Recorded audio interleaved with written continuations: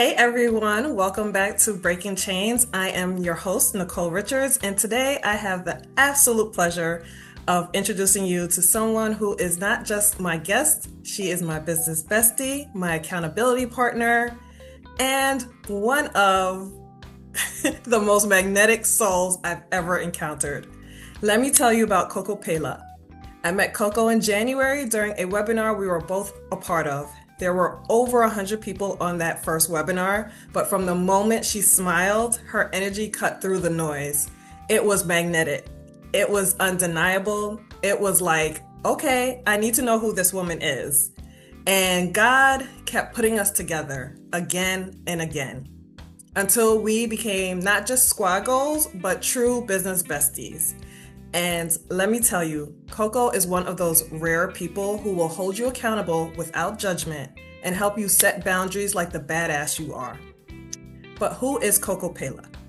Coco Péla, affectionately known as the Music Midwife, is a multi-hyphenate hip-hop artist, songwriter, record producer, and songwriting coach who connects high-impact leaders and their communities to their purpose through live and recorded Black feminist hip-hop music. Y'all, let me break it down to what that actually means. Coco's work has been featured in The New Yorker, Bust Magazine, the Kennedy Center, Yale, Stanford, and the Museum of African Diaspora. She's even been on Elton John's Rocket Hour. She has shared stages with legends like Talib Kweli, Dead Prez, Slum Village, and even President Barack Obama. She's performed at iconic venues like the Hollywood Bowl, Stern Grove, and El Teatro Nacional de Guatemala. Ooh, I did that one right. Yeah. Coco has collaborated with Grammy-winning artists and producers including Joe the Butcher Nicolo, who discovered and produced the Fugees, Lauryn Hill, and Cypress Hill, and recently collaborated with the legendary Taj Mahal, who just received the 2025 Grammy Lifetime Achievement Award. But here's what makes Coco's story even more powerful. As the former director of hip hop and climate justice at Youth vs. Apocalypse, she created a groundbreaking framework connecting hip hop culture to climate justice. And her work has been highlighted at the Kennedy Center, Stanford, and Yale, and also the New Yorker. But here's the part that's going to resonate with most of our listeners. Coco has overcome burnout, Bell's palsy, and rheumatoid arthritis, and had to learn how to rebuild her life from the ground up. She transforms, inspires, energizes people through her music in a way you can feel in your body. When you listen to Coco's music or you watch her perform live, you can tell the difference and it hits different. Today, we're going to talk about her journey, her healing, her music, and how she's helping other high-impact leaders reconnect with their purpose. Please welcome to Breaking Chains, the phenomenal, the magnetic, the unapologetically bold Coco Péla. Thank you so much for that generous intro, Nicole. I'm so grateful to be here with you. You are absolutely one of my favorite human beings on earth. And thank you. Thank you. Yes, absolutely. So let's start at the beginning. Your name has such a beautiful story. So can you tell us where Coco Péla comes from? So y'all might pick up some sounds in the outside halls and such. My last name is just my grandfather's last name and his father's last name, because of patriarchy. Oftentimes most of the time, the last names, at least in the West, are passed down through the man. So that's the name that they brought over here from Northern Italy. And Coco is just a nickname. My name is Corina. Corina is this old school Southern kind of Delta blues song. It's so old in the Black American blues canon that no one knows who wrote the song first. But and it's been remade by a lot of artists. But yeah, my name is Corina, and my father's people are from the West Indies. Well, from the Caribbean, from I won't tell you where, but they're from the Caribbean and also from the South in South Carolina. So um, my mother and my father always called me Corina. And coming up, a lot of times people wouldn't, it's not a common name. So people would be like, look, I realize I'm looking down at my computer screen instead of up in my camera. It's okay. So people would always call me like Karina or Karina or Karina. And I would always be like, it's Rena, Cole. And I remember maybe I was like probably 15 or 16, and one of my mentors, we were in a writing workshop in the Bay Area, and somebody mispronounced my name, and I was like, it's Cole. I was about to go into my whole speech. It's Cole, Rena, Cole. And he was like, you know what? We're just gonna call you Coco. And from then on, it stuck. And so, yeah, Coco Péla. It just has been the case ever since then.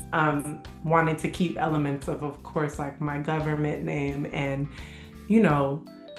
try to be as much as transparent and vulnerable as possible in the way that I show up and in my music. So you clearly have grown up with hip hop as more than just music. It was a tool for activism and liberation. When did you realize that music was your actual calling?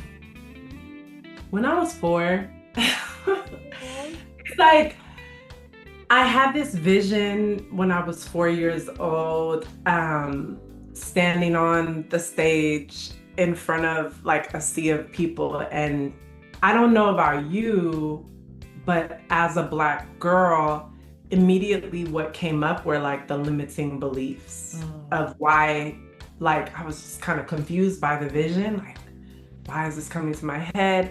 I'm Black, I'm female, I don't look like anyone who I've ever seen. The women that I see at the time, it was probably 1991, 1990, something like that. So I'm like, all the women that I see, pop stars, they don't look anything like me. So I can't imagine whatever I would be doing in front of a microphone. I always loved music, loved to sing, loved to rap. Anyway, but yeah, so that was like the first time that it came to me. But I think it took another 12 years till someone read my palms. My fairy godmother, Judith Duell, who's also an astrologer, really dope astrologer. If you want to referral, let me know.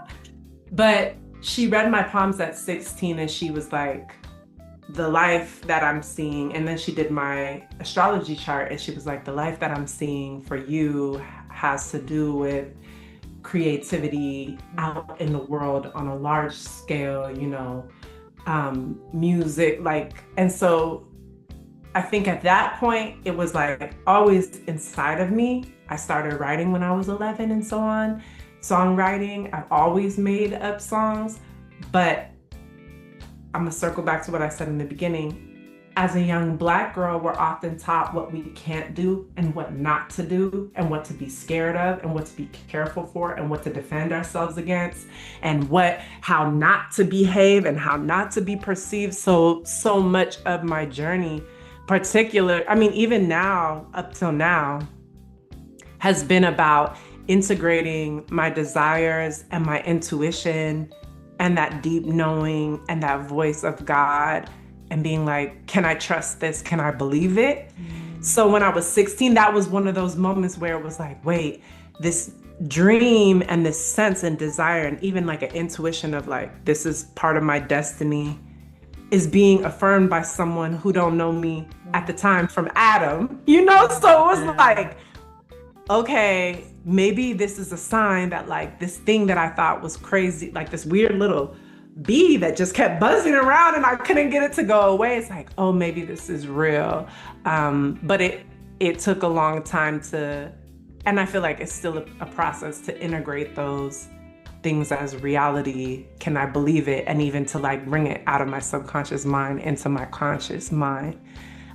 which I think is the case with a lot of Black women and girls, where we already know what time it is. We already know who we are. We already know what our calling is or our destiny is, but we've been told so much that we can't, or been given so many limitations. That's going to be hard. You're not going to be able to do that. Whatever it is, that we almost have like a disassociation. Like there's the part of you that knows what your destiny is and what you desire. And then there's the part of you that's having to be in the world and mask and try to meet everyone's expectations, desires and criticisms, and needs. So Yeah, I mean, that's so true because I think about like where I am now in my life and how I used to always put logic and reasoning in front of everything. And now I listen to my body and like, okay, what is my body saying first before my mind starts dropping in its ideas and things? Because it's like when my brain starts coming, it's like, whose idea is this coming from? Whose original thought is this, right? Is this my thought?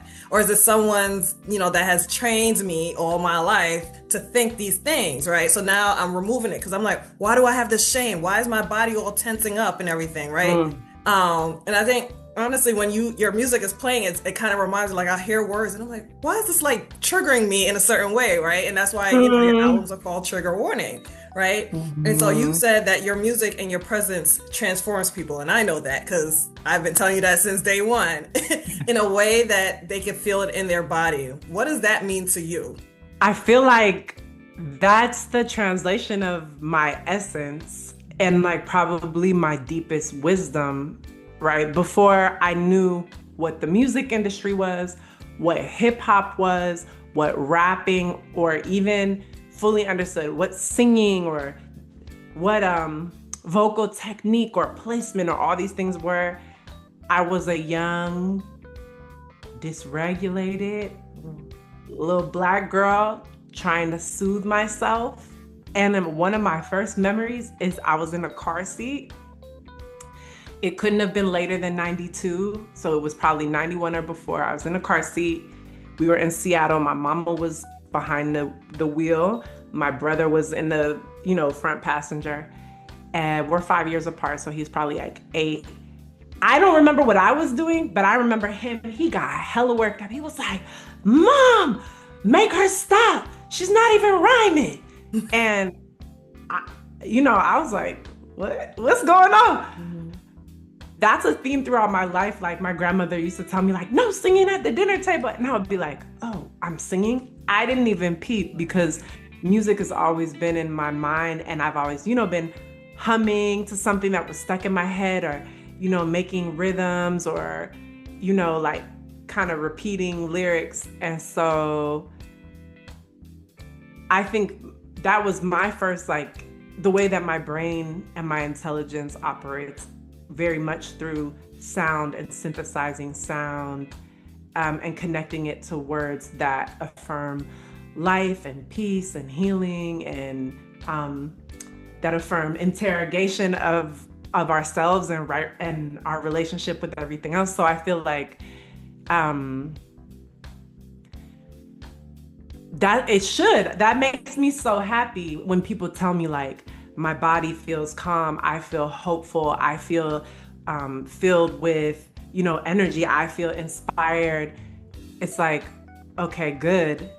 I'm able to translate the essence of my spirit and how I experience this planet, because a lot of it is through sound. And that's how I've always, I guess, what I didn't understand at the time, like how I've always regulated my nervous system, grounded my nervous system, was through sound, through humming, those vibrations. Sound is vibration. Yes. It's waves that are moving at different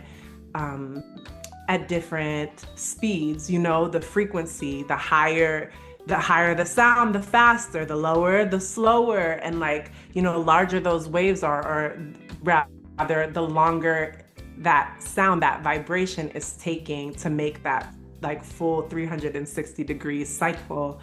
around itself. So that makes me very happy because it's like, yes, that's what I want. Go ahead. Yeah, I was Yes. gonna say, even when I'm saying I feel it, like I feel the vibrations going down to my toe. I try not to do it too often because I don't like to cut people off, but it's like it's almost like a me self-soothing in the moment, like and it's like relax, right? Like sit, make sure we're still seated, right? Because it's like, oh, I'm listening in and type of things. It's like, no, like settle down, it's okay. So like it's like it's like just a calm lull over my spirit.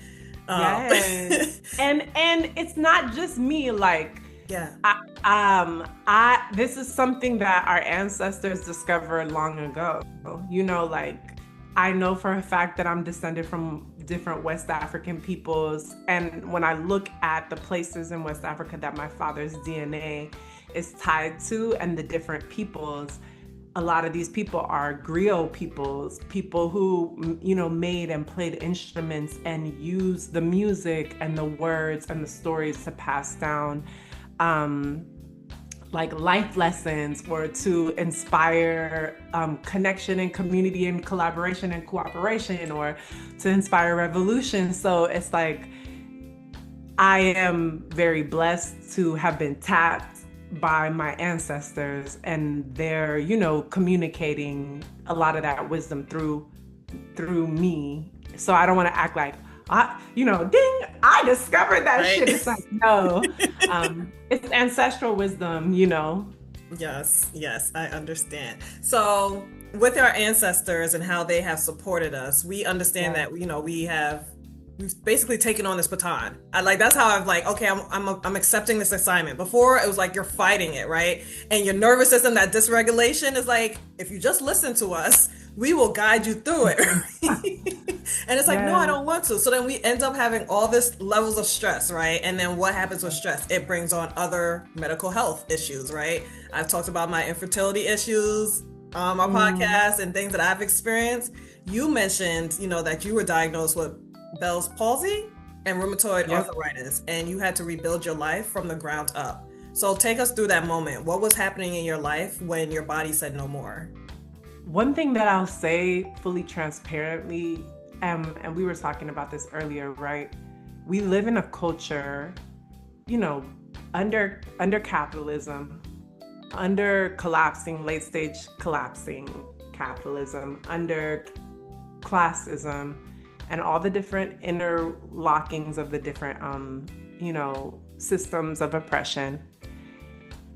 We, especially in the West, I'm born and raised in the US, so I have a lot of those kind of very colonized ways of thinking. It's like, I got diagnosed with rheumatoid arthritis, formally diagnosed about a year ago. And so now I'm over that and I've rebuilt my life. And it's like, I want to be transparent so that if there are any other Black women, marginalized folks out there, or rather, so the women out there and the folks who are tuned into your podcast know, like, it's okay if you didn't wave a magic wand and your whole life is together after that shit. I'm still in the process of rebuilding, and even I would say like processing the shock of having to learn how to navigate the world in 100% different way. And many days, because I'm 38 and had my whole life to be like, to learn how to be a human, to learn how to be a woman, a Black woman, it's like constant unlearning and even backsliding to old ways of being that no longer can happen given my situation, my diagnosis. So what happened was 6 months to a year into having launched my LLC, my for-profit, like formal for-profit business, and my nonprofit, fiscally sponsored organization. I launched them both at the same time. I would never recommend that to anyone or do it again, but I launched them. I was like, ooh. Yes. So in August of 2021, I launched Juice Girl LLC, which is just, you know, the umbrella LLC that handles all the subsidiary for-profit projects that manage all the moving pieces of my work in the world and my music career. Then I launched Black Gold Movement, about using hip hop, storytelling, and music of the African diaspora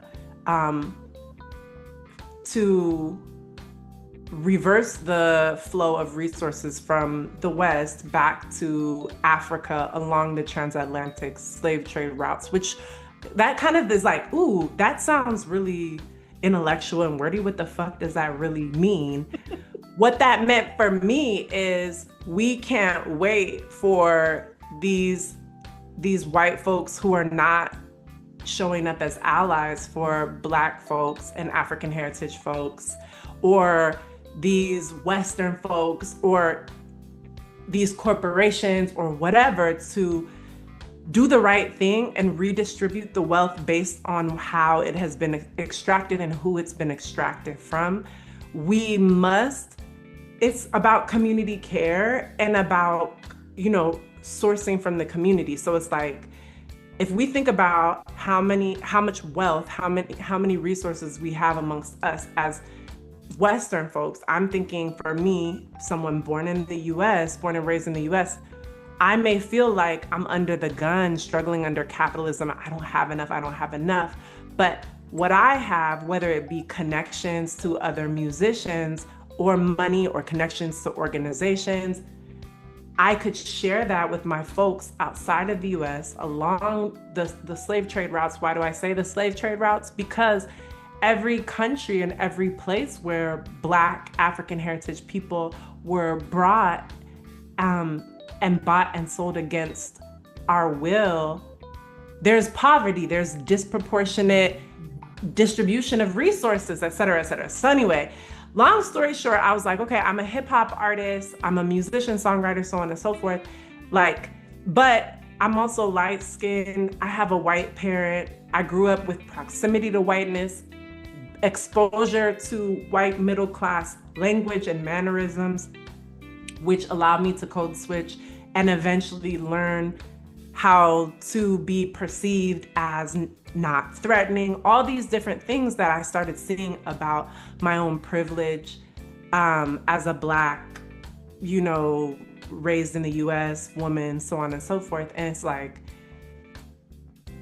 I'm putting out this music, or I'm putting out my socio-political analysis, but like, if it's not an analysis from a Black female MC in Sudan, or in the Congo, or in Jamaica, or anywhere across in Ghana or in Haiti, that's not the full Black feminist lens. That's not the full Black experience and picture. And also me as a US, someone who's really invested in liberation, some people may say like an activist. It's not my job living over here in East New York from the West Coast to be like, this is what they should do in Haiti. It's like, no, how do we pass the mic? Because that's what hip hop culture is about. How do I pass the mic to my sisters in Haiti, in Sudan, in the Congo, in Ghana, in Jamaica, and say, sis, what's going on with you? That's literally what the cipher is.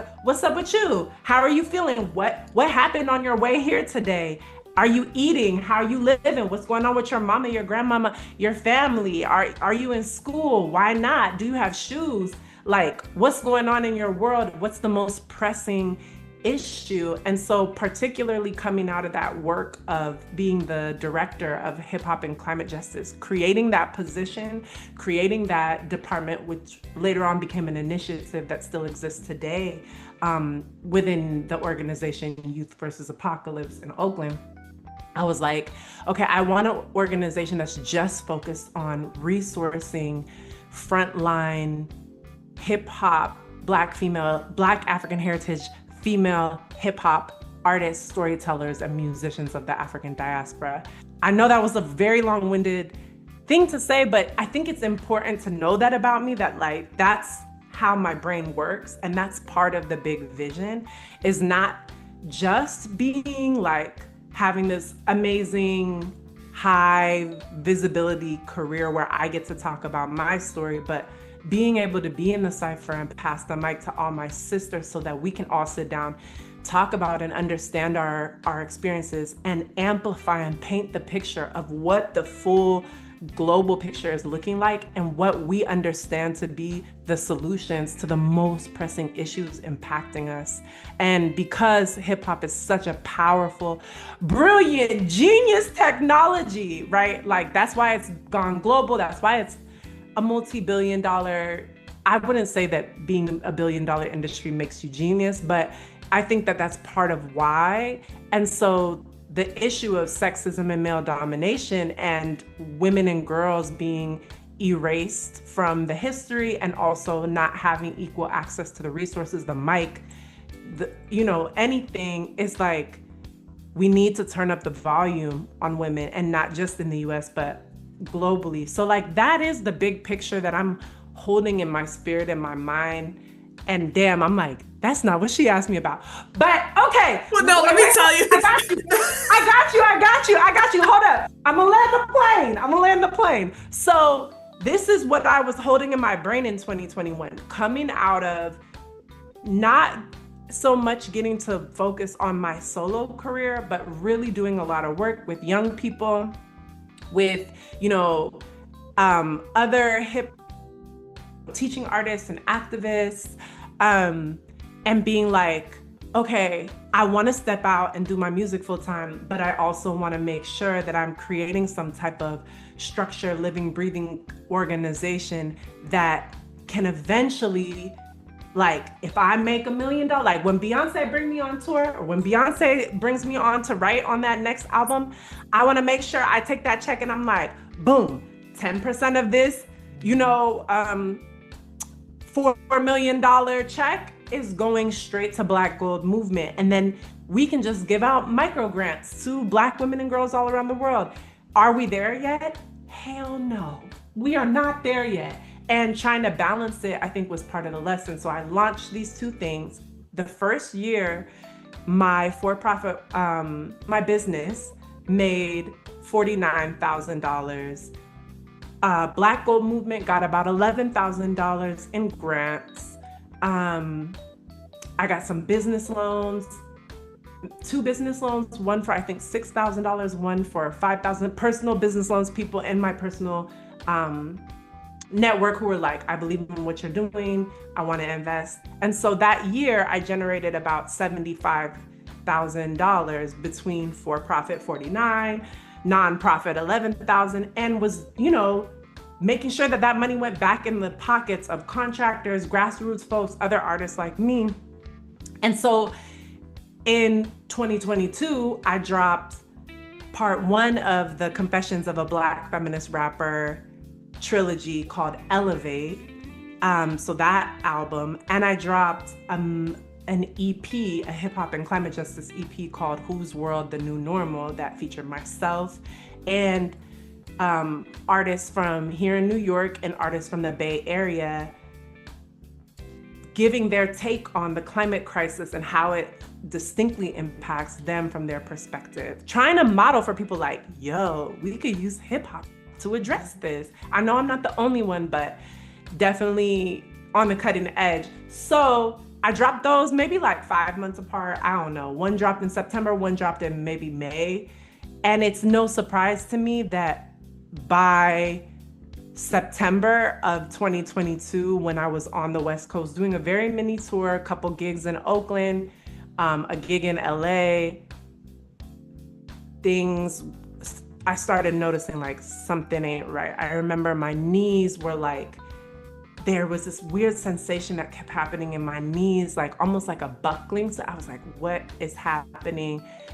A lot of fatigue, a lot of exhaustion. But as a Black woman, literally me and my sister would be like, well, our ancestors were enslaved and they lived through it. So if I have to stay up late to get something done, whether it's like domestic labor or work for a client. And so I was very much committed to, indoctrinated by grind culture, like push through, hustle, bust, all-nighters. I studied audio engineering for my undergrad, and in that school, we would have our classes would be 4 hours. So you would have a class from 9 a.m. to 1 p.m. Then you have a little break between 1 p.m. and 4, go back, kick it with your friends, eat, study, maybe take a nap if you're lucky. Then 5 p.m. to 9 p.m., you would have another class. Then you would turn and go into a lab from 9 p.m. to 1 a.m. And so they trained you to be like, as an engineer, you don't ever know when you're going to be in this session. But all of us that came out of that program had fucked up sleep habits. Like our sleep hygiene was just trash by the end of that. So I think that contributed to it. I think also just coming up around the people I came up around in the time I came up during hip hop, hustle hard. It's like grinding. You think about the clips, there's so many different aspects of grind culture and hustling and all that. So I was very like, that's right, I'm gonna just go harder. And as a woman in hip hop, it's like, you have to be 10 times as good. You have to be, 10 times as professional. So I think that the way that it first started coming in was like in my body, things would take me much longer. Like emails started taking me longer. Things would confuse me or kind of overwhelm me. I remember like I started taking much longer to like respond to text messages.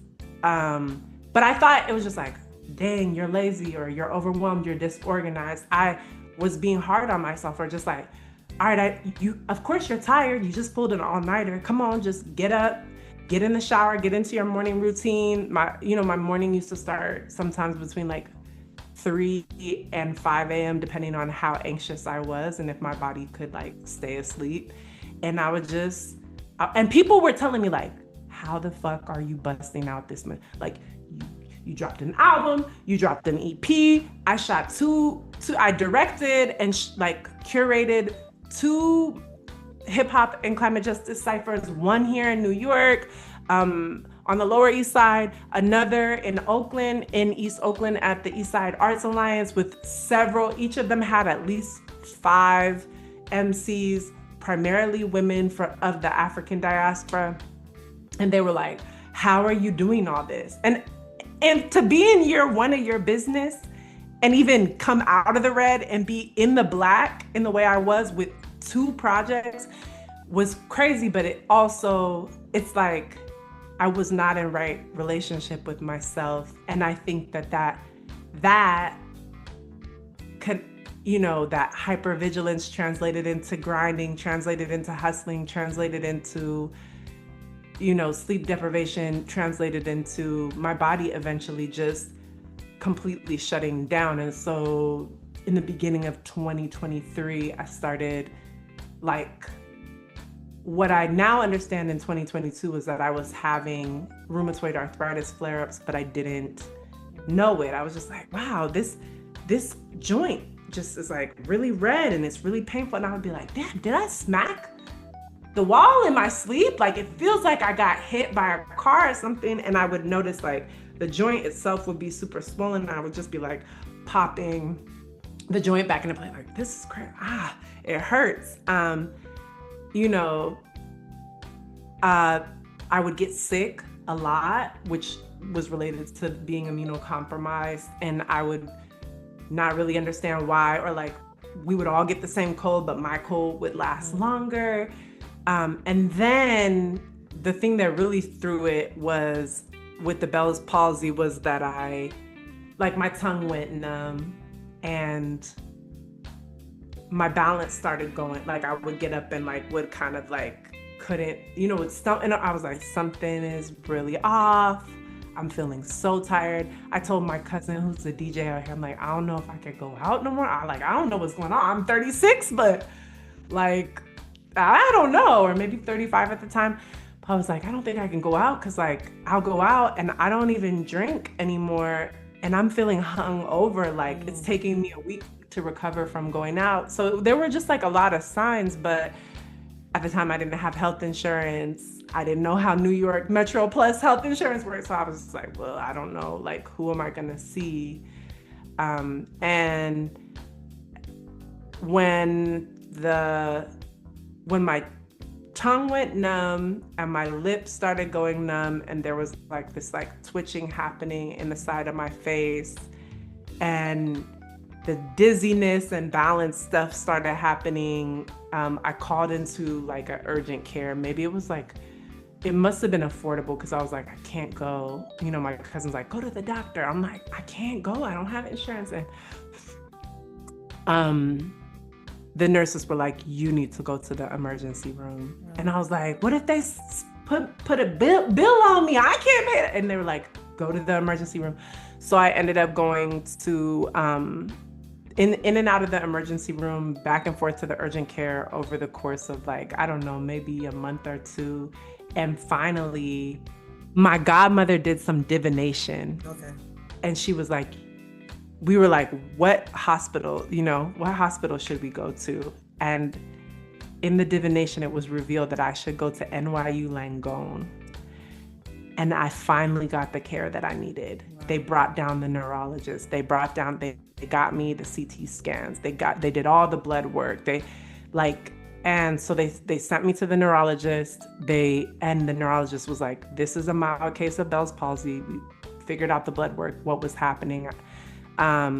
It was almost like my immune system was compromised by the RA, which then reactivated old viruses that were happening. And then I got sick by something in the environment. And whatever they said, it just impacted, I guess, the nerve, which caused the Bell's palsy. But then when I was with the neurologist, she's like, this is Bell's palsy, but all this other stuff you're talking about with the joints, the like rotating, the warmth and pain, and then the stiffness and the this and the that, the fatigue. She's like, this sounds like RA. And it took me from that point, it took like another year and a half, almost 2 years to actually get the care I need. I saw a white rheumatologist who told me, yes, it sounds like you have RA, but I don't want you to have a stigma.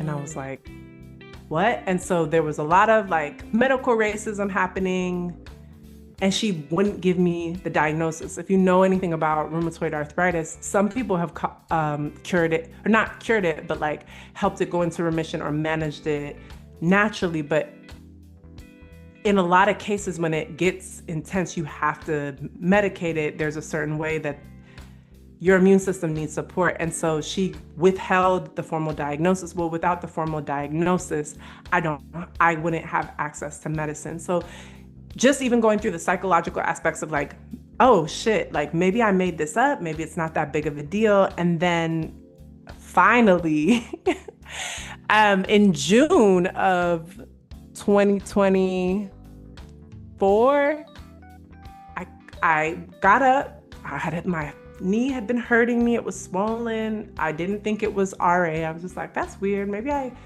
hit too many stairs at my teaching job. And I got up, it was kind of hurting a little bit. I got down to the car, not a little bit, it was a lot. And I tried to put my foot down, and I couldn't put the pain was so great, I couldn't put the pressure on it. So from there, back into, x-rays and this and that. And I saw a doctor by the name of Dr. John in East Flatbush. Big shout out to Dr. John, a Black female doctor at Movement Matters Rehabilitation. And she was like, what? I came in on crutches. I had been on crutches for a while. And she's like, what's going on? And I was like, I think I have rheumatoid arthritis, but like, I can't get a diagnosis. I can't get an appointment. And she literally took her phone out and she was like, yeah, hello? Does your cousin still practice rheumatology? And she connected me right then and there with a Black female rheumatologist here in Brooklyn. And I saw her, she diagnosed me, I got treatment, and that's like how all of that begun. I know that was way too much information. I can sit here and listen all day. I'm like, because then I'm like having the follow-ups in there, and I'm just like, one, what you do and amplifying your voice and like passing it on. Like, I love hip hop, right? We've talked about that before, and like I'll listen to my Cardi and stuff like that, and because I'm a Bronx girl, born in the Bronx, raised in Queens, so I'm going to love hip hop, right? But you brought it back to like what hip hop was, right? Like, we are passing this mic on, and we're telling you about things and issues that are going around our communities, and like for you to be passing around to other countries is necessary, not the little beefs that the girls are having, right? I'm here for the little messiness here and there, but at the end of the day, when we talk about what stress is adding on, that's another level of stress, right? When we Right. think about what these factors of stress are, imagine going to the doctor, having a problem from 2021, right? And not getting a diagnosis until 2024. That is what Black women deal with all the damn time. Right? Like I Yes. think about my diagnosis for my fibroids, right? Oh, you just need to get on birth control. Well, I'm trying to conceive, so I don't understand why I'm going on birth control, right? Oh, Yes. let's just try this. How about we actually like look and solve the problem and take it out? Why am I? And I had a Black doctor actually the first time, right? And that's what was really shocking, right? Like she was from downstate Brooklyn, right? I'm like, all right, she in North Carolina, cool, this is gonna be easy. And it was like when she did the surgery with me, she made it worse, right? And I was like, what the hell? And so I decided to go to a teaching hospital because I felt like the teaching hospitals, those doctors are so hungry to be the next up and coming. And, Right. you're getting more information. Like, you're not just like, all right, well, I know what this is. I've seen this plenty of times. And be so dismissive to a Black woman, right? We are constantly being dismissive that I can't stand it. So when we talk about that health and, when I'm always focusing on rest, because when you sit down and stop doing everything for everybody else, you finally know what your body needs from you. So when the doctor comes and tells you, oh, it's this. I know my body. I know who I am. No, that's not Yes. it, right? But we on this grind. Oh, well, I just gotta go do this doctor's appointment real quick while I go take care of these. It's too much, and it's more stress, right? And now that I'm coming into it and understanding it, like boundaries are real, right? We talk about these boundaries, like we struggle with the sleep. Like we're like, let's get on track with this one. What boundaries have you had to set with yourself and the people around you while you're rebuilding in this process? Oh my God. I'm such a mess. I'm so mad. She asked me one question. I took 20 minutes to tell her something totally different. No, you got it around. Girl, but that's how my brain works. It's like, I'm gonna get there this way. Why be having scripts? Because I'm like, if I don't have a script, y'all, this will be a 4-hour conversation. You know what? I was not able to prepare my script for one of the first times on the Women in Hip Hop Wednesdays podcast, and that shit was 2 hours and 17 minutes. And somebody was in the comments like, yeah, did it take a long time? Yes. Was it really good and worth every minute? Yes. Boundaries. I would say that what boundaries have I had to set? I mean, my whole life had to be reorganized. I started recording and taking myself serious as an MC at 16.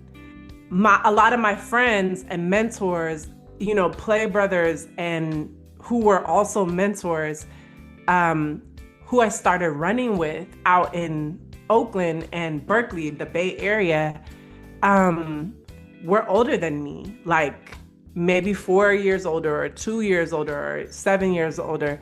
So when I was 16, I'm getting snuck into the club as, the person carrying, the crates or the, little sis, like, okay, if they card you, just say that you're with that, So being outside has been like a thing for me for a long time. And what people don't understand is you go to the club to let off steam, to shake that ass, to maybe like find a new boo. We go to the club to work. In the beginning, I remember it was fun and exciting. I remember Sandman from the Attic crew in Oakland was like, Coco, I'm trying to tell you, like, by the time you're 21, getting in the club is just like, you're not gonna think of it in the same way. Cause I was just, I was like a little sister, like, can I come? I wanna come. Like, dang, y'all went to San Jose, y'all performed with I wanna come. Like, just wanting to be in the mix. And also I love to dance. Dancing is like probably, I would say, my first love. And so going out and dancing is something that I have always loved to do as a community with my friends, not just my female friends, my male friends as well.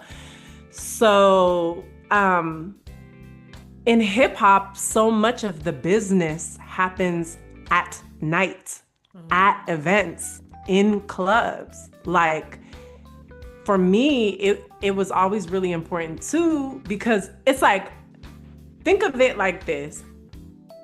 The club and the event, the show, the concert was what social media is today.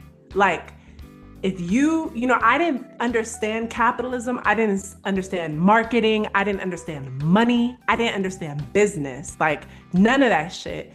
But basically, the way they say you have to be consistent, you have to show up every day on social media or on whatever platform where your audience is. It is the same way in the business part of the music business and in the business part of hip hop. And I just so happened to be a people person who had a big, loving, dope crew of hip hop heads, multi-hyphenate hip hop heads and artists, and who were also organizers and activists and all that stuff, entrepreneurs.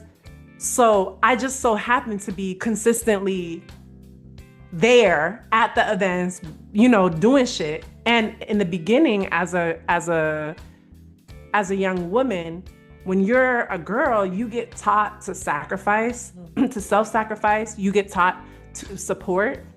You get taught to organize. You get taught to be the connective tissue in community between people. Like, me and my girls would throw the birthday parties for everybody in the crew. Like, hey, yo, it's so-and-so's birthday. We all getting together at blah, blah, blah. So-and-so's gonna bring this. I'm gonna make a cake. They gonna cook this. So-and-so's gonna spin.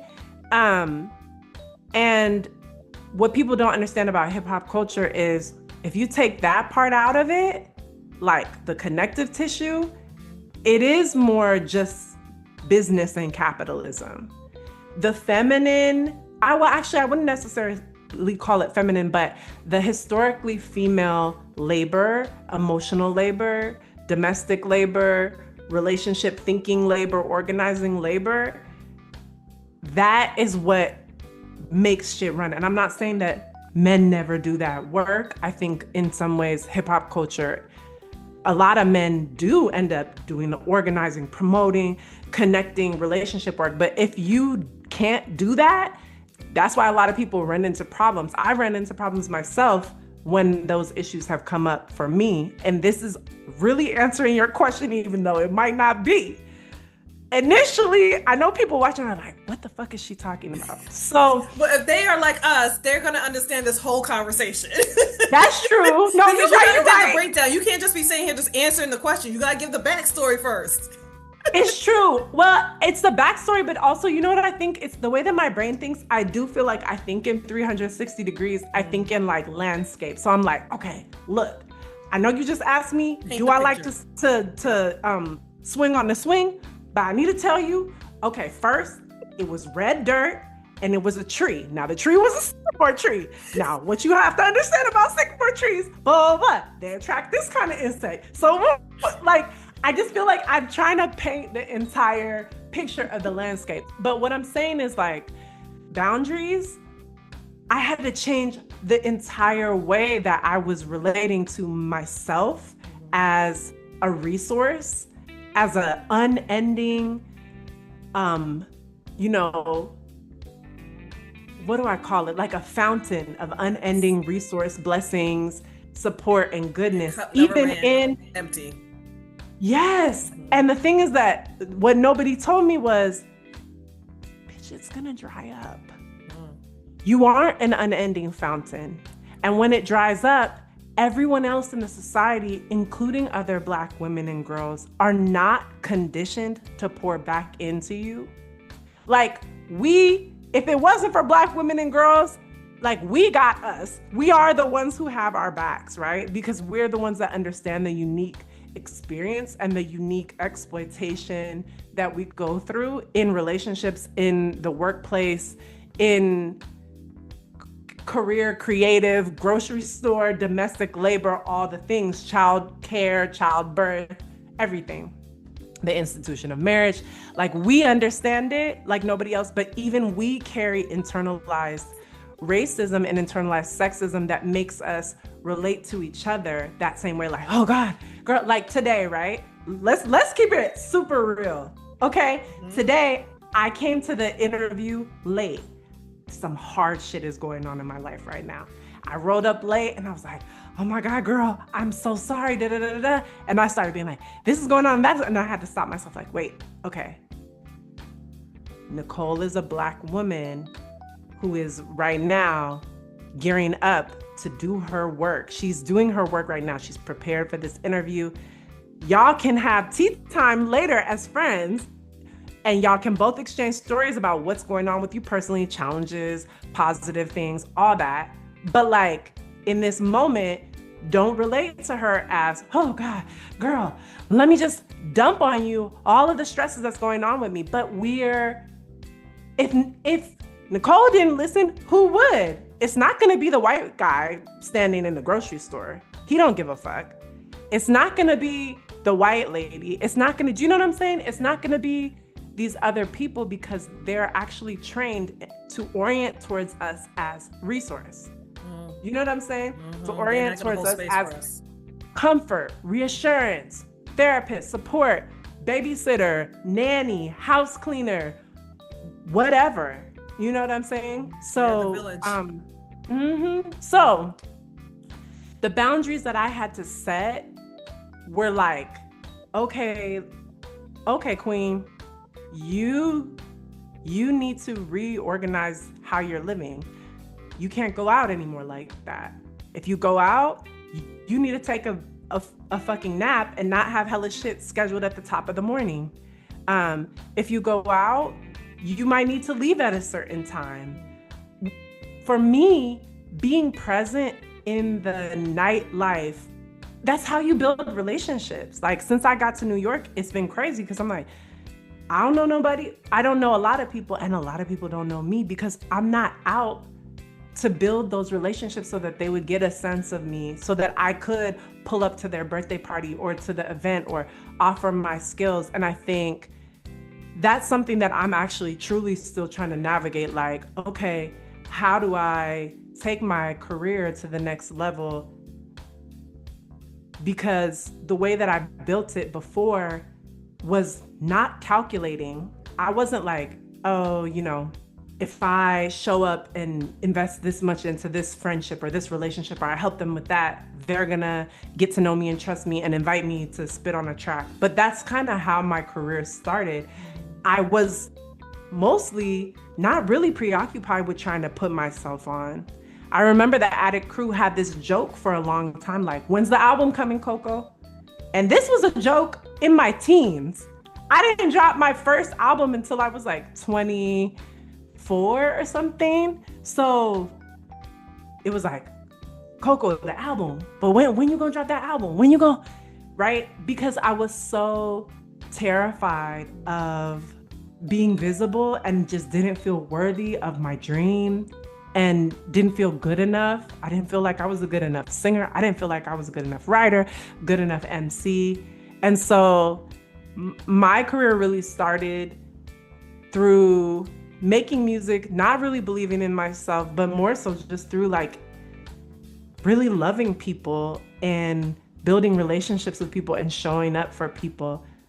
But what do? You know, say that started at 16, formally, like recording. Now 20 years later at 36, I can't give out anymore. I can't put out, but I've developed this persona where I have a whole community of people who come to me, even if it's just swiping on the gram, to be inspired, to be like, oh, wow, she's out there doing this amazing hip hop and crime. Oh, she did a initiative about reproductive, you know, justice and reproductive right. Oh, wow, that's inspiring. We should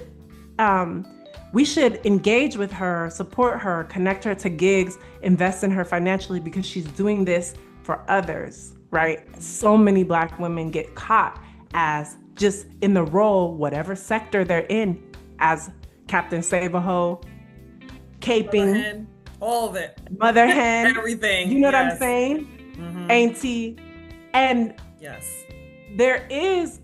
for me, there was a lot of whiplash. Like I think a lot of people didn't understand. Like damn, at least I'm gonna tell you straight up how it felt. Was like, damn, this bitch is like suddenly just all about herself.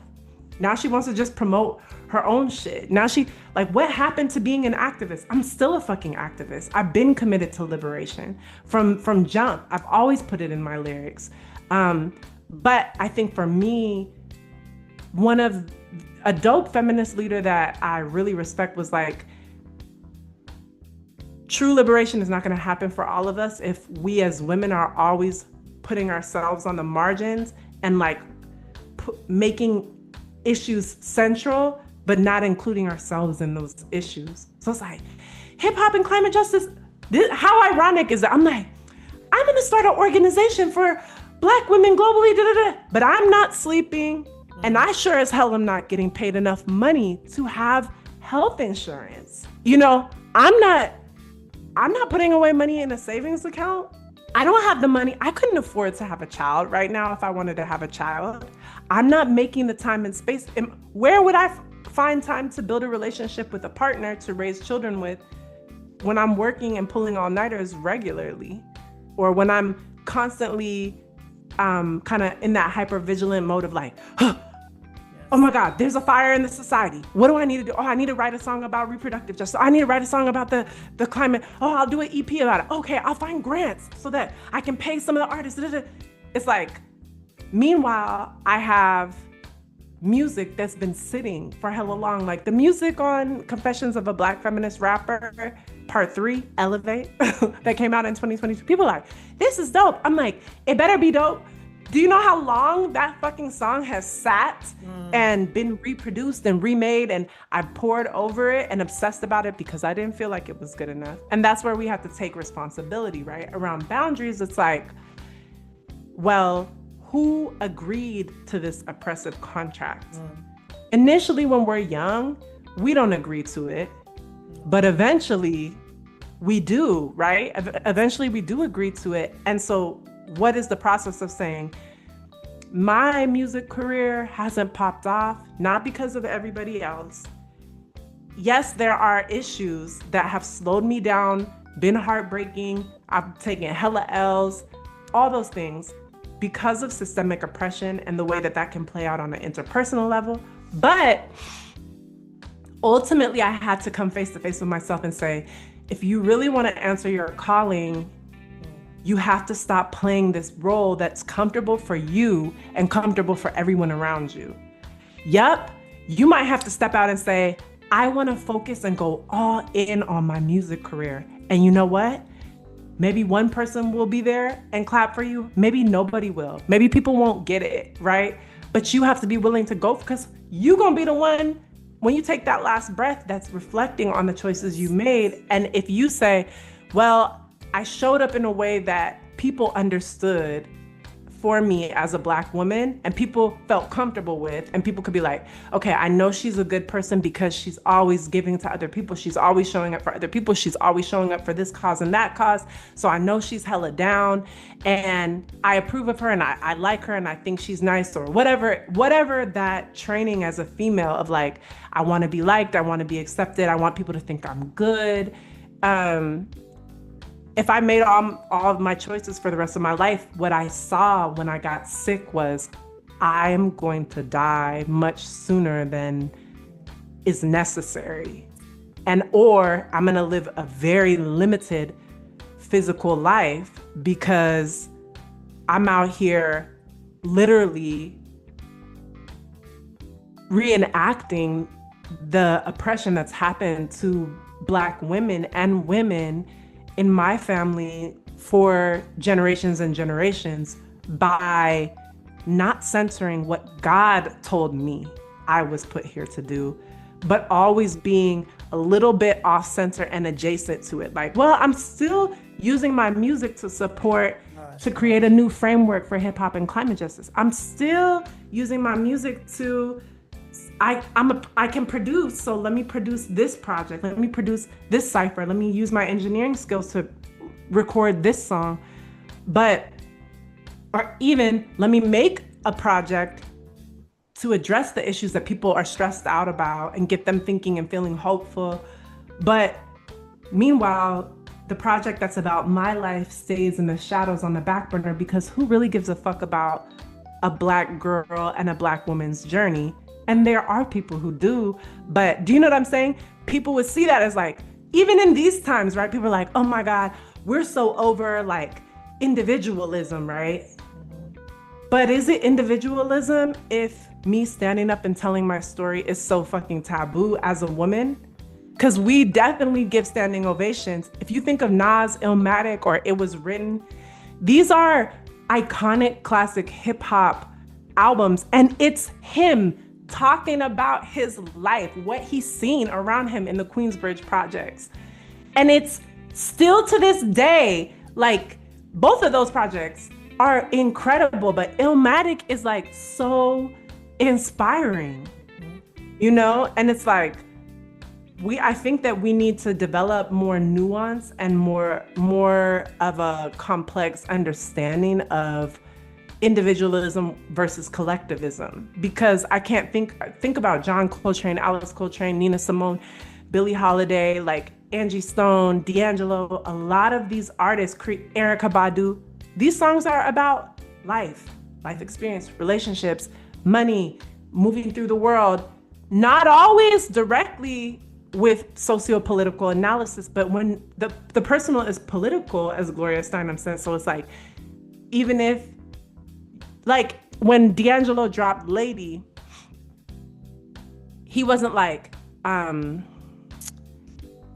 Black women and dark-skinned women are constantly disrespected, undervalued, don't have access to the institution of marriage, you know, are treated like, you know, freaky side chicks instead of getting to have like what people would consider a dignified position as a wife, blah, blah, blah. He didn't say all that, but he said, "You're my lady, you're my lady." And he's talking about being at the health food stand and them understanding like, that's my girl, oh my God. Meanwhile, D'Angelo was with Angie Stone, an older, dark-skinned Black woman. It meant everything to us as Black women to see a Black man, a dark-skinned Black man with a dark-skinned Black woman, claiming her out in the open, singing songs about Black love. It's revolutionary. So I think that sometimes we get lost in that. And all that comes back to, for me, boundaries. The boundaries have to do with my own internalized racism, my own dysfunctional, maladaptive coping mechanisms, and having to set limits with them and say, we're not gonna live life like this anymore. Like you and I have our bedtime check-in. I'm really trying to get in that bed by 9. Like it would be a dream to be in bed reading by 9 o'clock, right? Mm-hmm. And when you think about Trisha Hersey's Rest is Resistance, or even the book Resist, I think the second one is just called Resist. We Will Rest is the second book that she dropped. Oh. But she talks about rest, which is so connected to the work that you do, right? That for me these days is a way to enact liberation and enact boundaries. Like my phone is off, you can't reach me right now. And I'm not available for that, for whatever crisis is happening that the Trump administration is fucking creating. No, I'm not available to listen right now.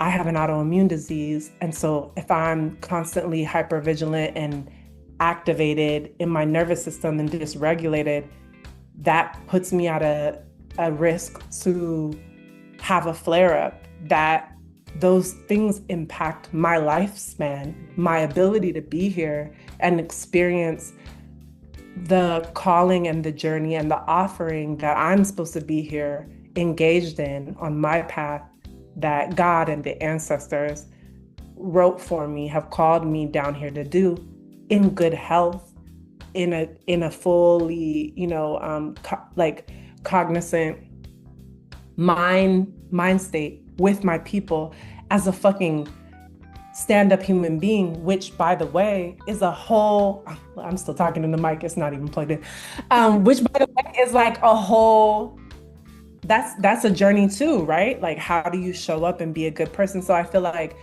the boundaries that I struggle with the most right now is about the internal conditioning, because can nobody fuck with your boundaries when you're clear? Like the shit that I'm very clear about and I already just have down pat, people don't really fuck with me. And if they do, it doesn't matter because there's a boundary. The boundaries that I struggle with within myself, where I don't know I deserve or I can't set with myself, those are the ones that are messy. Those are the ones that somebody can just walk right through because it's not a real boundary. Or somebody can push on and it fall down. Um, or I'll be like, they're not respecting my boundaries. Like, oh, I didn't really set it. And the ones that I'm trying to learn, honestly, where I'm like, I don't know. I was talking to my therapist. I was like, I don't know. How do you set that boundary? I don't know. Like, what does that look like? So boundaries are key. And I probably would look 10 years younger if I knew how to set boundaries. No, I promise you do, because I think ever since we started connecting, like I got so much better with my boundaries. So even when you think you're not, it's honoring yourself, right? It's almost like when you say yes to everyone else, you're saying no to yourself, right? So like when you remember that, you're like, oh, hold on, wait, how comes they get to be the priority, right? I thought I'm supposed to be the main character in my own story, right? So you know what's going to end up happening? I got to be the villain. And I'm okay with that now. Like that is how I've literally set myself up, right? All right, well, I can't be your superhero because I got to be my own superhero, right? Because when I'm helping you now, I'm the villain in my own story because I'm not moving forward. And even when you talked about like you didn't launch it, I'm like, maybe it wasn't ready for it to be delivered. Like we believe in the divine so much, and it's like you had to hold on to it for the right moment, right? Like if you had done it then, with everything that's going on in this world, would it be as impactful? No, we need it now, right? So like that's what I think about. Like every time we talk, I'm like, oh wow, yeah, that makes so much more sense, right? The boundaries. I know it's still a struggle for me every day, right? We talk about the sleep. We didn't tell you guys, right? We are very conscious of if we're planning on waking up in the morning at good hours and having a good slow wake up rise, not a mad dash rush like we used to do, right? And be prepared to see each other and work at 8 or 9 a.m., right? Like we have to make sure we have a full night of sleep, because then if you don't get the full night of sleep, the rest of the day is chaotic. You are blaming everything and everyone for why your life is the way it is, all because you did not wake up on time, because you overslept, because you did not go down to bed at a right hour. And I'm saying this because this is me, right? So Coco and I, we are like, all right, let's make sure we put the phones down at 9 p.m. Hey girl, I'm about to go put mine down, right? And it's like, sometimes we put it down, sometimes we don't. And we are aware of it, right? We're not like, oh my God, I can't believe you did that. We're just like, okay, girl, it's all right. Like this is what's going to happen, right? It's not going to be perfect, but at least we're doing this together. You got it, girl. Like we will tell ourselves this. And then some nights when I get to put my phone down, like last night it died around 7:59. I said, you know what? I'm not picking this up until the morning.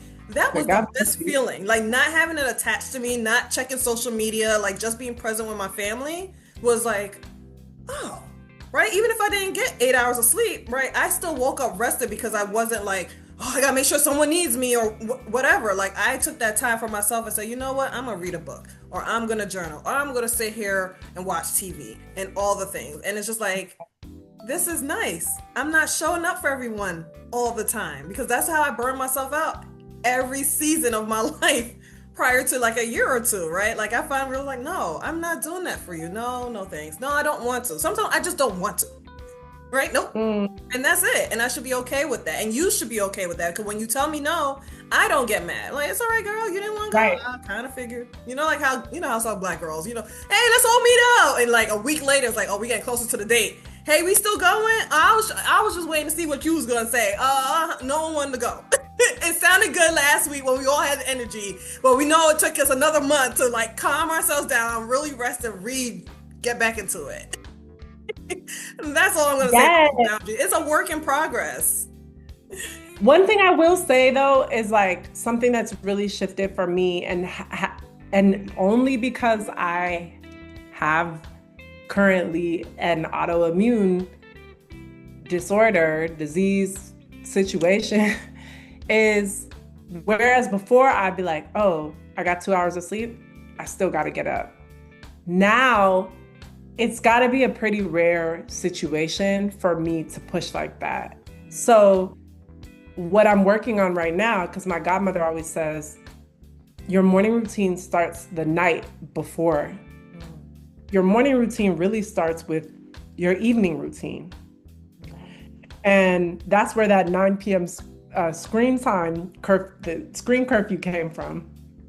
It's like, okay, asleep by 10, screen curfew by 9. And I'm struggling with it, but something I've learned about myself is I set a goal, and sometimes it takes me a year trying this, trying that. But I feel like you set the goal and then you learn what the fuck is in the way of you actually meeting the goal, right? Because you'll be like, dang, I really want to get to the gym. I haven't worked out in so long. Why haven't I? And then once you're like, okay, you know what? I'm gonna get to the gym. And Rachel Rogers talks about this in We Should All Be Millionaires. You decide you're gonna start jogging in the morning. You on your way out the door, your partner stops you. But I thought that you were gonna make us breakfast, right? You have to tell your partner, look, I love you. I make breakfast every morning. Can you make me breakfast on Tuesdays and Thursdays? You start to learn, oh, I'm doing too much. There is a lack of equity in this part of my relationship.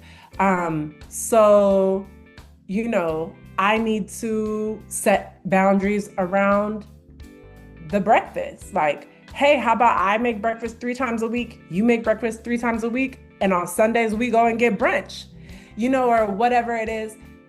Because it's like, sometimes we see the goal, we want to be at the goal, but we don't understand, because basically a lot of our trauma and kind of habits and patterns that get in the way of our goals are subconscious, because they come from like early childhood limiting beliefs and internalized oppression. So it's like, oh, I didn't realize that I had just been raised watching my mom always make breakfast for her partner or my father every single morning. So I assumed, because I play this role in my relationship, this is what a good wife does, blah, blah, blah, blah. But of course, if I have to drop my son off at 8 a.m. and, we get up at 7, how the fuck am I going to go out and work out or do yoga or dance in that hour? So then you start being like, okay, what do I need to shift or change in my limiting beliefs, but also in my life in order to be able to do this? So with the bedtime, I'm like, you know what?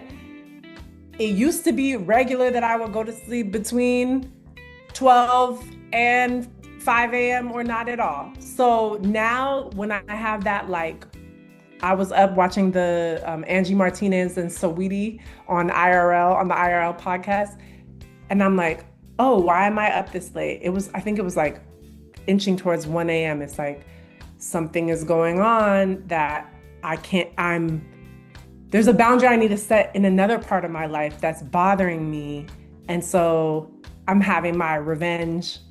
You know what I'm saying? I'm like up late, like, okay, well, this is my time to be with me. And so now it's like, you need to address that so that, you have downtime so that your brain already feels wound down and you're not having to plug into a screen, or watch it during your lunch break and take your lunch break at 12. Stop playing around and working through your lunch break. And now you hungry and this and that and the third. So it's like, it all connects. And so for me, I'm like, look, the fact that we're even as 2 Black women, like, hey girl, I stayed up till 10, hey girl, I'm still on my screens, but it's 9:30, I'm about to drop this thing, hide it in the closet and I'll come back to it tomorrow. I'll see you in the morning. Like, I actually think that there's power in that, because I know we're making progress. And I'm like, a year from now, it's going to be that evening routine, honey. Even 6 months from now, I'm like, okay, we're making progress. And now the last thing I'll say is, another boundary that I have with myself is, and I can do this right now, but I sleep in. If I had something, I'm up late, I'm like, you got to sleep. What does that mean? It means I might not get as much work done, or I might have to cancel a commitment with somebody else. But the alternative, when I think, okay, if you don't sleep, this is literally going to cause stress on your body and your immune system and your brain. It's going to cause inflammation in your body. You have to pause. We don't always have access to that. I have not always had access to that. I do not always have access, but I think that the boundaries to me look like trying to duck the grind and the extraction as much as possible. You know what I'm saying? So I know we've been on this for a while. They're like, oh my gosh, y'all don't wrap it up. But I love talking to Coco. So, we got a couple more questions and then we'll wrap it up. So okay. give us. I'll try to be succinct. Well, because on the forum you had said, I asked for like, what's the one mic drop moment? And you said you had too many to write, right? So I was like, give us one right now. What's the thing you most want the listeners to walk away with today? It could be the health, it could be the boundaries, it could be the music, it could be something else. Besides the fact that you should go to youtube.com/@COCOPEILA and subscribe to the Women in Hip Hop Wednesdays podcast, and learn about the print, which is like the way that I'm releasing my new single, and we'll talk about that in a moment. I want the listeners to know that it isn't right, it isn't just, it isn't equitable, it isn't fair living under systemic oppression, living in an oppressive society. And yet, we are responsible for our resistance against oppression and internalized oppression. So this is something that when I'm having a hard time setting a boundary or making a change or taking care of myself, that I tell myself that, and I don't know if it's healthy or unhealthy, but I'll say something I say to myself, which is the impacts that not doing this thing, like not taking care of myself, not going to sleep, not getting the movement my body needs, not eating healthy, picking up the phone to that toxic relative that's gonna make you feel like shit about yourself and spin out, okay? Whatever the thing is, the impacts of engaging with this thing or not engaging with this healthy behavior that are gonna happen to me, no one else is going to stand up and say that they're responsible for that. At the end of my life, if I'm in the hospital, if I don't have enough savings or a place to go. I'm not saying that I don't have community, but there's a way that we take responsibility, more responsibility for people's feelings, whether they like us or not, whether or not they're gonna cut us out or exclude us because we don't give to them or reassure them or because we're setting a boundary. And ultimately, there has to be that balance of, I'm responsible to take care of me. I'm responsible to protect this little girl, the inner child, the one that doesn't have the boundaries, the one that's letting somebody walk all over her. So if I'm being a good, loving parent and mother to my inner child, I'm gonna step in front of her and say, no, you're not gonna talk to her like that. No, you're not gonna pick that phone up because they talking crazy to you. And you are a child of God and you are loved and you are good, and that's emotionally abusive. So I know you mad at me because you love that person and so on and so, but no, you can't pick that phone up. No, sometimes I talk to myself just like this. I'm up past my bedtime. I'm like, oh baby, it's been a long day. I know you're really stressed out. It's time for bed. I literally have to get my older sister, auntie, mama, teacher, nanny, voice with myself, like, what would I do if I was with a toddler who didn't want to go down for her nap or her bedtime? Because I've had to do it a lot in my life, especially in my past life as a nanny. They fight you to the very end. They scream, they cry. Sometimes if they're old enough, they're like, I hate you. I don't want it. And then, child, they knock the fuck out. Yep. And they sleep. Because they needed that, but they didn't have the ability to get themselves there. And so sometimes I have to step in and be that for myself, understanding that if I don't take that nap, now I'm fucked up and now I'm dysregulated and now I'm rude as fuck, or I forget an important commitment to a friend or a loved one. I'm responsible for that. And so just like I'm responsible for how I'm impacting others, I'm responsible for how I'm impacting myself. No one else is going to take responsibility for that. So I would just say, responsibility can be a valiant act of love for our inner children. and we get to take that responsibility. Yes, I think about my inner child now, and I just started talking to her that softly. Because before I was still talking to her how she was raised, right? And I've had to have a lot of conversations with a lot of therapists and a lot of coaches about like that wasn't the way you were supposed to be taught to, right? And your parents are only going by based on what they know, right? So like that's how I was able to give my have my forgiveness, right? It's like, oh, okay, yeah, this was emotional abuse, this was verbal abuse, this was whatever, child abuse. And it's like, like I'm not trying to villainize them again because it's not their story, it's my story and what I'm dealing with right now. So now I have to tell myself it's okay, right? Versus like, why you ain't get that, why you ain't do this, like that pressure, that shame is so strong.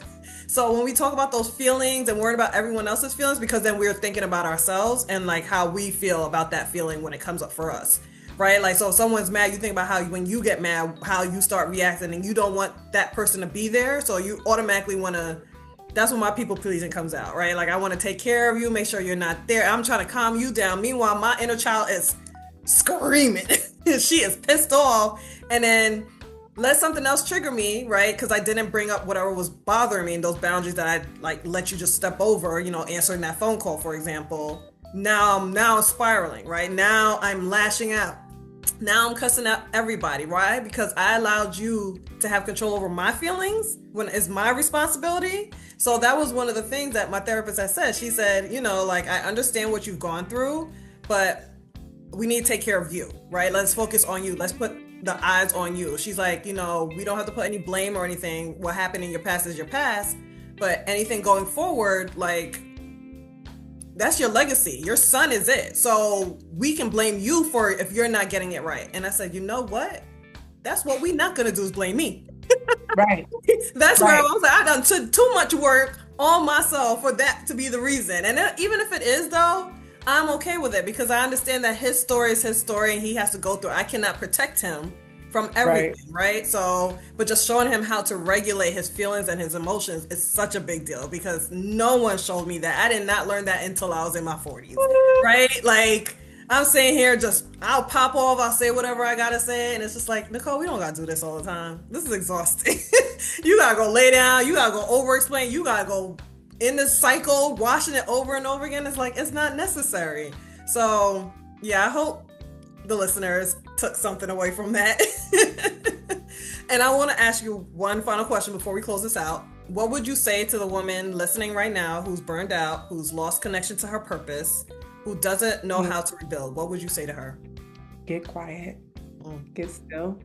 The thing is that our purpose, our destiny, our higher power, whatever name we choose to call that, because the name don't matter to me.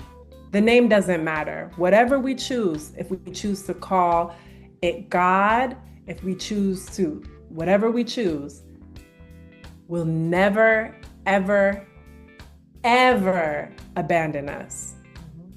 I'm talking about you could make every single taboo mistake on the planet, your highest self, your crown, your destiny, your purpose, your higher power, God, the universe, spirit, Allah, like, will never, never, ever, ever, ever abandon you. Will never abandon you. And so I think that when we feel disconnected from our purpose, we might feel like, where are you, purpose? I've lost my purpose. I've lost my way. And the thing is that you can always find your way back into connection with your purpose. And you may have to, do some things. You may have to, start back into spiritual practices that reconnect you with your intuition, reconnect you with your values. You may have to, holler at a therapist. I hollered at a new therapist just the other day. I was like, you know what? We gonna try something different because I'm stuck in this area, right? Yep. Who knows what you may have to do, but I think the first step is to get still and to get quiet, because that voice, no matter if that voice is like a little teeny low whisper, it's never gonna leave you, and it will always speak to you. And it might take time too. Like you might be like, I'm quiet now. So what's up? I don't hear shit. It's like, okay, I know for me, I have to meditate for several days before my nervous system, if I have been out of practice, like right now, I have to do it several days before it transitions from feeling like it's pissing me off and agitating me and making me feel uncomfortable to feeling like I'm walking into a warm, beautiful turquoise ocean. Like initially, my nervous system will be activated and I'll be like, oh, I can't keep my eyes closed. I can't stay still. I don't like that thought. I'm pissed off about that thing that person said to me, right? It takes a while, but after that stillness, whether you're sitting under a tree, whether you're putting your feet in some type of water, you're taking a hot, bath with some salts, you're taking a shower, you're putting your feet on the grass, you found a little corner in your house where a closet or something where nobody can find you, and you just taking your deep breaths. Get still and get quiet, because your purpose will never abandon you. It's yours, uniquely yours. Nobody else's. No one can take it from you, ever. Till you take that last breath, you still have the potential to fulfill and be connected to your purpose. And that is your birthright. And so I think of it too as like, when I don't want to do the work, or I'm like, oh my God, that's so uncomfortable, scary. Maybe I might have to set a boundary or lose someone potentially, or piss someone off, or even like I might have to interrogate my own behavior, actions, and values, and look at myself in the mirror and be like, sis, that ain't it. That wasn't it. You were wrong. Whatever I have to do that I might be avoiding, I'm like, but if I don't do this, I'm robbing myself of my birthright to fulfill my purpose and expand into the fullest expression of who I was put here to be, what I was put here to do. You know what I'm saying? No matter what that looks like. And so your purpose will never abandon you. Yes. I think I recently got still again. I haven't been still in a while, and it was a different way to go about it, because I believe in meditation, but meditation was not easy for me, right? I think it took me about 2 or 3 years to like really buckle it down. And even now, like it's only maybe 15 minutes and either I'm falling back asleep, but I get to, or my mind is just wandering so much, right? Like, so it's a daily practice, right? And I can tell the difference of, oh, you started this week and then you stop or whatever. So I've been very diligent with it. And I realized the reason why, it takes so many days is because it's that inner child again, right? That inner child is seeing an adult coming up to them and they don't know if they can trust you. So they want to know if you are consistent and present. So you have to do it every day. And then she'll be, he or she, they will let you know what's going on, right? And then they'll be like, you remember when we were kids and we were playing in the playground, we said we was going to do this. Why did we stop? Why are we taking care of everybody else? When is it our turn, right? And it's like, be still and be quiet. I'm going to work on it. But if you're not working on it, then your body's going to continue wreaking havoc, right? Because your body and your brain are smart and they know what's going on. You're the one trying to have the logic behind it and take care of everyone else, but you have to go inward. And that inward is so beautiful. Like when I went there, I was like, oh, like I found so much more peace there. Yes. I realized I don't need to be involved in everyone's shit. I don't need to get upset about everyone's thing. Like, oh, okay, everyone's a human. Everyone got something going on. That's not my problem to worry about. God bless you. And I'm going to keep it moving. And yeah, I think for the woman who's burned out, who's lost, like Coco is very, very right about being still. I co-sign on that.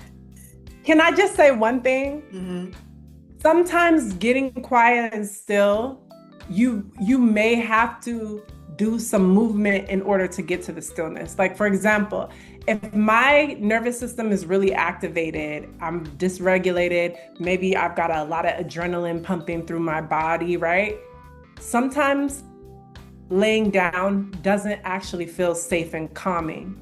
So sometimes I might have to go and take a hot shower and stand still under the movement and sound and temperature of the heat and the water running on the crown of my head, running down, the back of my neck where all those nerve endings are that are gonna like release that good feeling into the rest of my body. And then I can get out of the shower, wrap myself in the towel, and like lay down on the bed or lay down somewhere. And now I feel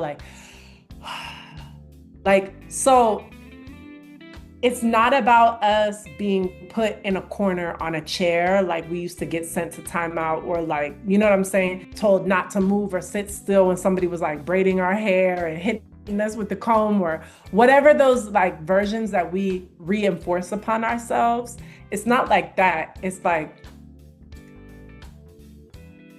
quiet and still could also look like going to a park with your headphones in, listening to an album that you love, that you know the lyrics to front to back, or that remind you of who you are, that remind you of your values. I love me some gospel music.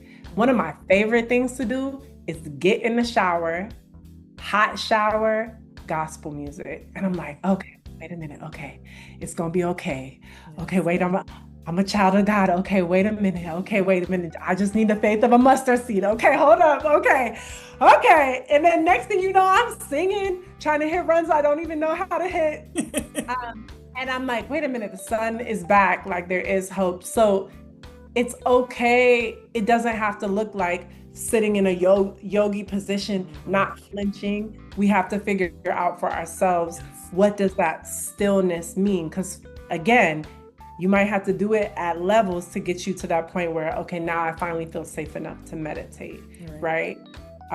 So I want to say that too. Yes, that is so true. Because like I said, the struggle was real with those 5 minutes. Like, I'm sitting on this yoga mat, I'm doing the thing you told me to do. I watched the YouTube video.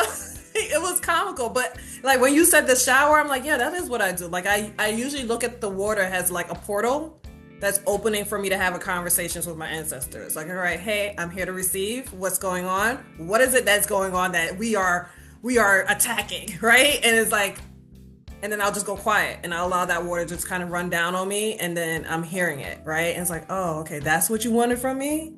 Well, why didn't you just say that? And it's like, okay, Nicole, we have to actually go take action on it, right? We can hear it, but if you're not taking action, they're gonna come back. They're gonna come back around. They might wait a little bit, like, let's see if she's gonna go do it. She ain't gonna do it. She really not gonna do it. And then you sitting there crying, I don't know what my life is like that. And it's like, go back into the stillness in that water or whatever it is. And it's like, did you do what we said last time? No, why not? Well, that situation. Yeah, but we knew that was coming. We've already been here. We've already experienced these levels of this, right? So we're trying to stop it from happening to you because we don't want you to feel that pain, right? So like now I'm like, okay, go take the action, Nicole. Even if it's that mustard seed, 1 inch, right? That 1 centimeter, just move forward. And that is like literally how I gotta get up. All right. You be seeing me here. Some days I'm in my robe, I'm like, hey, I'm here. Girl, I don't know what I'm here for, but I know I'm here. So they see that I'm here until I receive it, right? And then when I receive it, I'm like, I got it. I finally understand. Thank you. Thank you, universe. Thank you, God. Thank you, ancestors. Like I tell them thank you every day. Some days I cry just out of the gratitude because it's so overwhelming. Like, you did not have to pick me to do this. Yeah. And I appreciate it so much. So like even this interview that we're doing today, I'm like, oh my God, like, you gave me this opportunity. Like, you knew the camera, I done dropped this laptop so many times, it's gonna be grainy. And I'm like, I look at my other content and I'm like, oh gosh. Listen, we are just posting it until the next season and the next blessing comes around, right? I consider the blessings I have right now what I need for my life. And one of those are how I can support you. So where can people find your music? I know you said YouTube, but give them some. Well, YouTube is where the Women in Hip Hop Wednesdays podcast happens every single Wednesday at 12 p.m. Eastern, 9 a.m. Pacific time in the US. And child, we do interviews. I interview different female hip hop heads from like OGs to new folks coming up. We do think pieces on Like day before yesterday, we did Confessions of a Black Feminist Rapper, the segment where I talk about something taboo that's happened in my journey as a Black feminist rapper, kind of behind like the shiny glitz glam achievements and stuff like that. There's like so many. There's a book we're reading through called God Save the Queens by Kathy Yandeli, which is the essential history of women in hip hop. We read through that text. I mean, it is so fly and so dope. So I highly recommend you come through. But this is the print. Nicole, show them your print. I was gonna say, how can they support you as an independent Black feminist hip hop artist? And I said, one of the ways is by getting the print. And I wanted you to explain it some more because I love mine so much. I can't wait when I move into my new place to put it up. Yes. Okay. So the print is fine art meets hip hop. So it is a 12 by 12. I know it looked like a record, don't it? For us old school people. So nostalgic, but it's a 12 by 12 high quality fine art print. It's a limited edition collector's item. There's only 500. We've already sold many of them. On the back, there's this code. I can't keep it too long because I can't let people screenshot it. Mm-hmm. Okay, but on the back, there's a code, a QR code that you scan and you download my newest song, the Love Me All Acoustic, which is an acoustic with vocals and guitar, very powerful lyrics. People have told me that like it makes them feel like meditating, it calms them, it soothes them, they could listen to it forever. Right now let me show you all the colors. So we have True Purple. We have, Nicole, show them the hot pink. We got the hot pink. Like my flowers in my background. We have the periwinkle one. We have the Ultra Purple, which is people going crazy over the Ultra Purple. And we have the like a wall Coco. Yes, we have the Royal Blue, which is, I know it's kind of hard to tell the difference between the Royal Blue. Oh, actually, here we go. And we have the Royal Blue. But the cool thing about them is I'm looking down at the screen. There's only 20 of each color. So like once they sell out, I think we have like 7 left of the Ultra Purple and maybe like 5 left of the hot pink. So once they all sell out, that's it. It's a wrap. And I'm gonna move on and release them in a different color. I know some people have told me like, I've always wanted to collect Black art. I've always wanted to collect fine art, but like, I've never, collected it before. And we figured out how to make this shit very affordable. I collaborated with an artist who's based in Brooklyn, a Black female artist named China Brown, who created this beautiful piece. And that's the best way. The cool thing about it, so you get the print, then you get to put it up somewhere and frame it and let it just sit there and appreciate and value. I'm gonna tell you right now, I was texting somebody the other day, somebody who I collaborated on an EP with, and I found online the EP that when we first released it on a CD, we were selling for $15. Somebody trying to resell it for $38. There's projects I've been on, CDs that I'm seeing, somebody hit me and was like, they selling such and such in Canada for $100. So this is fine art, this is legacy art, and it's appreciating value. So it's also a great investment. And it comes with a ticket to the listening party, which we do every week, every Thursday from 7 to 8 p.m. Eastern time. So you get to come, we listen to the song, we talk about the print, where we put it, we kick it, we laugh, we connect. There's always some type of a surprise. So you get the ticket to the listening party, you get to come kick it with me. Sometimes it might be 2 people, it might be 200 people. So it's like really intimate. And then you get the song and that's it. That's the best way. So you can go to cocopela.com/theprints, COCOPEILA.com/theprints and collect yours. I put them in the mail myself. Okay. She sure did. I was watching her when she was mailing mine off. And I was like, it's here. Yeah. It was like the next day, I think it was, or a day or 2 later. I was like, holy shit, like that came by so fast. Yeah, we send out a shipment once a month, and yeah, Yes. I I can't wait till y'all pick yours So up. what is Like, next for Coco Péla? well, so I'm currently gearing up to finish recording and drop my next studio album, Confessions of a Black Feminist Rapper, Part 2, Trigger Warning. And that's going to drop in 2026. And so it comes in this limited edition collector's capsule with a bunch of other super dope shit. And people have already been pre-ordering them. So if you're interested in it, you can pre-order it. But I'm gearing up for that and, figuring out how to just answer this calling. Yes. Is there anything you want to leave our Breaking Chains community with? Your freedom is your birthright. You were placed here on earth to be free. You were placed here on earth to overcome. Like what happened to you is not who you are. And there are many different paths and outcomes that can happen in your life, even when you feel like there's only one path, or you feel like you stuck on a path and it's only going to end in a negative way. You were made to break chains. You were designed to break chains. You have everything you need inside of you, and you don't have to do it alone. And your freedom, your liberation, your purpose, your calling, your destiny is your birthright. And so, let's go. Let's fight together. And it's a worthy fight. It's not fun. It's not comfortable. It's not convenient. But that's actually not why we were placed on earth. And that's one of the lies that capitalism, and I feel like Western capitalism, tells us, is like we seek out comfort and convenience.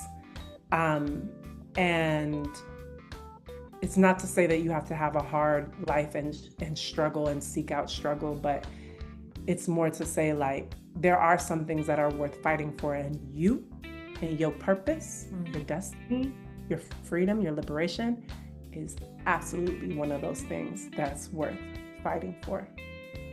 Amazing. Coco, thank you so much for being here. Your energy, your music, your story, it's everything this podcast is about. Breaking chains, stepping into purpose, doing it unapologetically. I'm so grateful to call you my business bestie, and I'm so excited for the listeners to experience your brilliance. Everyone go follow Coco Péla, get the print, get the capsule, support this incredible woman, okay? Links to everything that Coco talked about today will be in the show notes. Thank you for being here. Until next time, this is Nicole Richards, and this is Breaking Chains.